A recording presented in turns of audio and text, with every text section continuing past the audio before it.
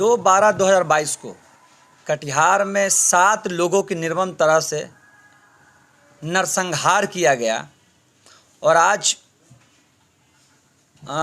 14-15 दिन हो चुके हैं इस नरसंहार के। किसी भी एक आरोपी की गिरफ्तारी नहीं हुई। पूरा बिहार जान रहा है, कई स्टेट जान रहे हैं कि आरोपी पूरे खुले तरीके से लगातार पीड़ित परिवार को, पुलिस प्रशासन को, सरकार को खुली चुनौती घूम घूम के दे रहा है। इसके बावजूद ना तो बिहार की पुलिस, कटिहार का प्रशासन और ना बिहार सरकार किसी ठोस कदम पे और किसी ठोस निर्णय पे आई है, ना उसकी अभी तक एसआईटी से जांच, हमने लगातार सीबीआई जांच की मांग की है, ना किसी टास्क फोर्स का भी गठन किया गया उसको पकड़ने के लिए। इन लोगों ने अभी सिर्फ 7 लोग, जिनका नाम गौतम यादव उर्फ शिवम यादव है, सोनू यादव, राहुल यादव, पिक्कू यादव, लालू यादव, मनोज यादव, इन लोगों की हत्या से पहले इन लोगों ने विक्रम के एक बहुत बड़े डीलर थे, बहुत बड़ा डीलर था कटिहार का विक्रम यादव, 2021 में इसकी हत्या की। पिंटू यादव जिसकी हत्या इन्होंने 2019 में की।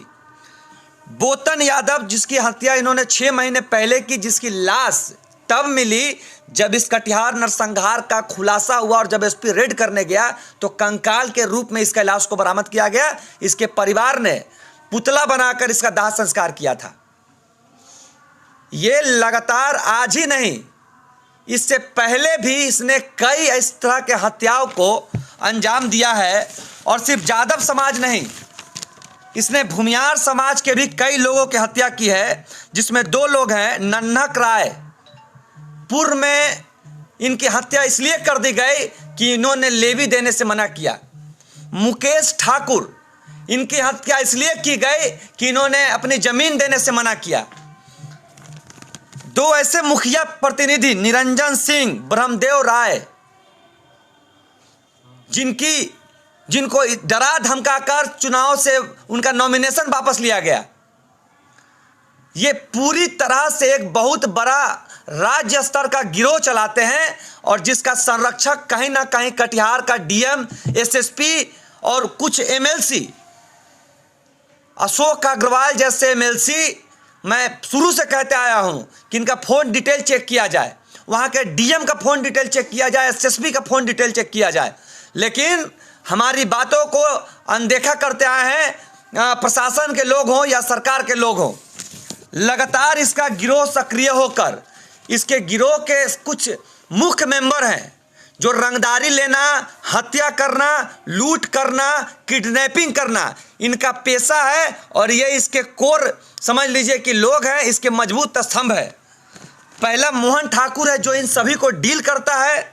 दूसरा में सुमन कुंवर नाम है जो इसका राइट हैंड है। सुमन कुंवर, मोहन ठाकुर का राइट हैंड है सुमन कुंवर।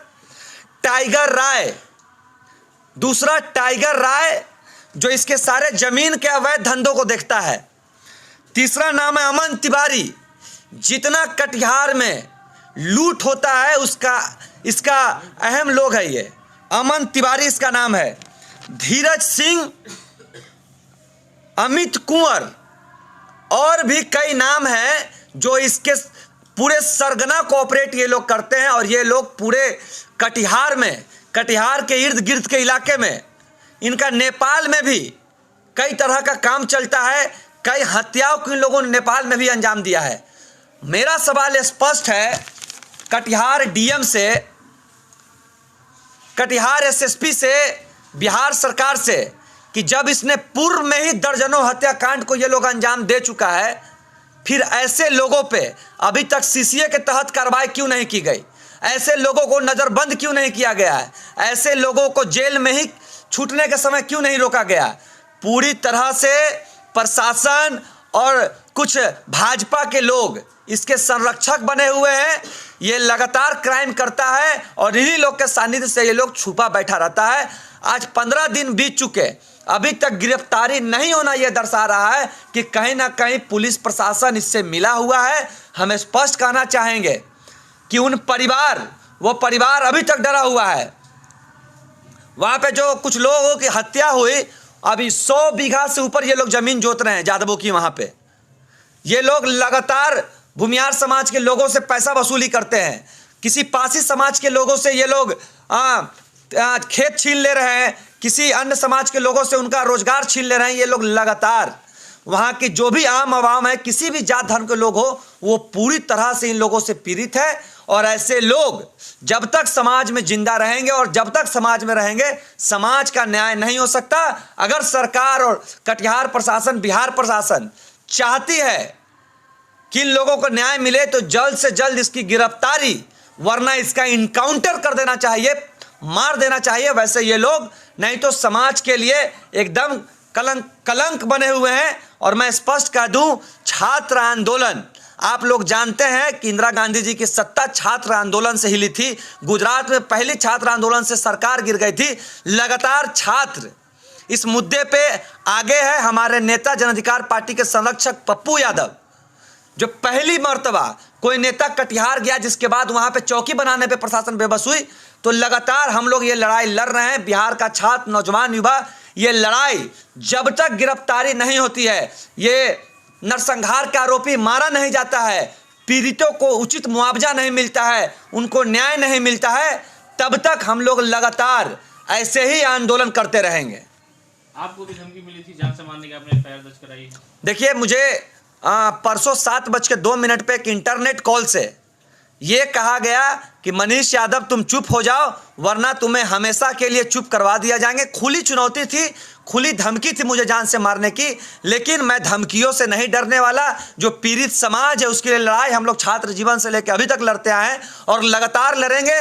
ऐसी धमकी देने वाले को खुला चैलेंज है हमारा, तुमको जो करना है करो, लेकिन उस पीड़ित परिवार के साथ हमारा संगठन बिहार का छात्र, नौजवान, युवा खड़ा है। हम लोग कटिहार भी जाएंगे और जरूरत पड़ी तो विधानसभा सत्र जिस दिन चल रहा हम लोग उसका घेराव भी करेंगे। देखिए, आप लोग तो देख ही रहे हैं कि सत्ता पक्ष के 164-65 विधायक, 78 के आसपास विधायक, विपक्ष के ये लोग लगातार ऐसे मुद्दे को उठा रहे हैं जो कोई मुद्दा ही नहीं है विधानसभा में, जो प्रदेश के लिए किसी तरह से हम लोग कह सकते हैं विकास का मुद्दा नहीं है।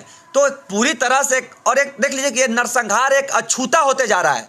लोग इसको बोलने में अपने आप को अछूता महसूस कर रहे हैं। कटिहार नरसंहार को पार्टियों ने, सत्ता दल की पार्टी हो या विपक्ष की पार्टी हो, इसने अछूता बना दिया है। लेकिन बिहार का छात्र, नौजवान, युवा इसे पूरी तरह से हाथों में थामे हुए हैं जब तक उस परिवार को न्याय नहीं मिलेगा।